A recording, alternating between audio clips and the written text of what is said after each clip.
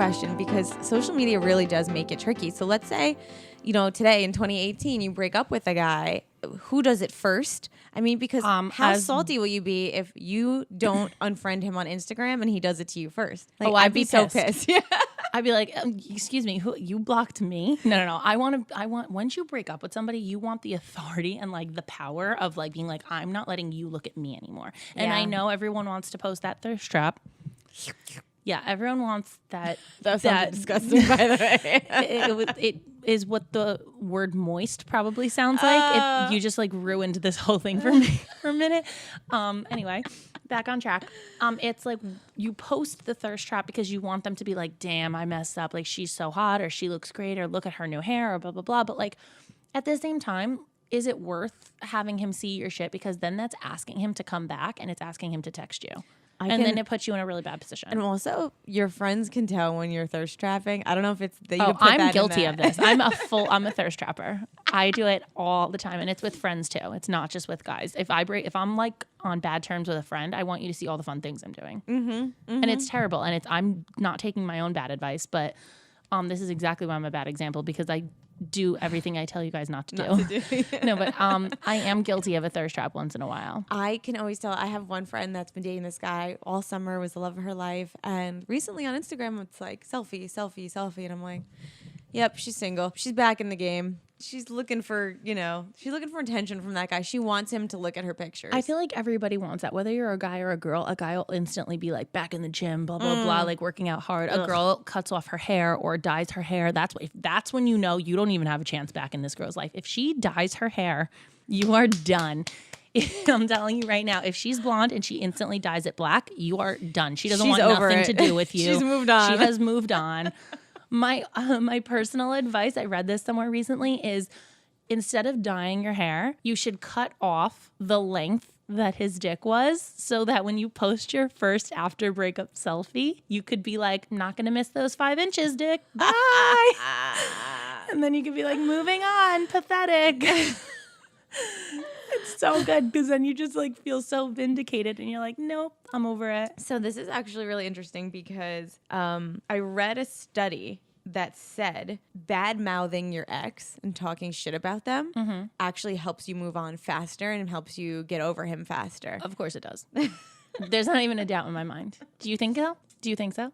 Yeah, I do. I think this is part of why when you break up with somebody, you need to lean on your girlfriends. I think so too, because I feel like once you express to your girlfriends all the things that you never told them because you didn't want them to hate him, there's no turning back. You're like, my friends now hate you. It's too late. I wish I could get back with you, but my friends already know all the bad shit you did, and then it's pathetic if you do. Get it all out.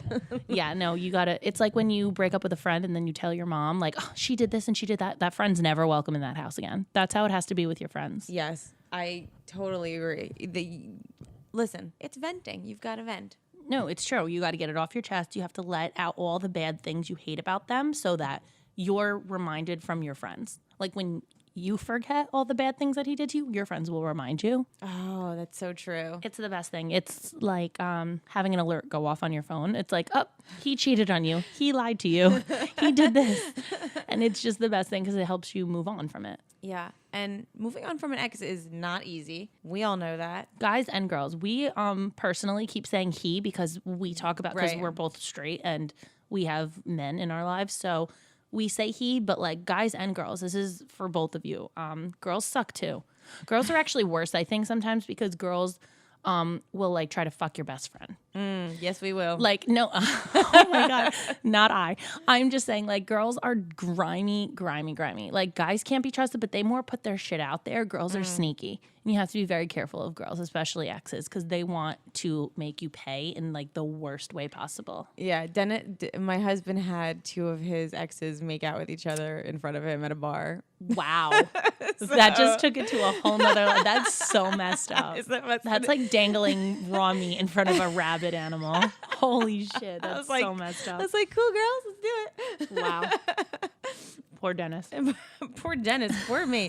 Exes are not just hard to deal with when they're your ex, but when you're dating somebody and they have exes, like their exes all of a sudden can be fixtures in your life somehow. Oh my God, yeah. You know, it's like, and it depends on the kind of person you are. Like Tracy's super cool when it comes to this stuff. Like Corey is friends with some of his exes still, right? Yeah. You know what? When I first started dating Corey, I reached out to his recent girlfriend that he broke up with. And I was like, hey, I just wanted to talk to you. Like, I know you guys broke up not that long ago. Like, me and him are kind of talking, and I just don't want to be on bad terms because I know, like, he has really nothing bad to say about you. And I just hope that, like, we can be cool, blah, blah, blah. And she was very cool. And even his sisters to this day are like, oh, yeah, that one, I won't say her name, but, like, that one, yeah, we really liked her. She was, like, the only one that, like, he really brought around that was his girlfriend. And I was like, well, I don't want her to, like, I don't want to be on bad terms with her then. Like, if everyone has nothing bad to say about her, like, I'm not going to burn a bridge where it doesn't need to be burned.